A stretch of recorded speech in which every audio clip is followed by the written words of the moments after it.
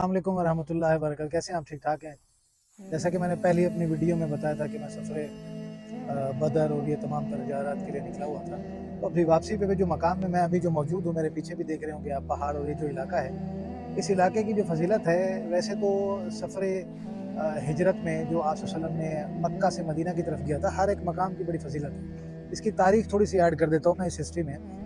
ये मकाम वो है, ये मकाम जब आप मक्का से मदीना की तरफ आप सल्लल्लाहु अलैहि वसल्लम हिजरत करते थे, तो काफ़ी दफ़ा इस मकाम पर आपने क़याम फरमाया और यहाँ पे इस कुएँ को जो था पानी और ये जो मामलात थे, ये वहाँ पे पिया करते थे, इसी कुएँ को। तो इसीलिए इस कुएँ को कहा जाता है बीर अरोहा।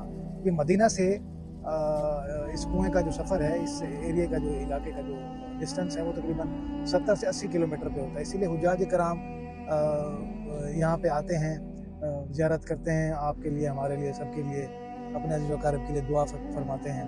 क्योंकि इस मकाम को ये फ़ज़ीलत हासिल है ना कि आप सल्लल्लाहु अलैहि वसल्लम ने भी काफ़ी दफ़ा इस मकाम पे स्टे किया सहाबा कराम के साथ, और दीगर जो भी सफ़र हुआ करते थे ना, यहाँ से लेकर मक्का मदीना के दरमियान में जो सफ़र होता था, तो यही रास्ता अख्तियार करते थे और यहाँ पे स्टे किया करते थे।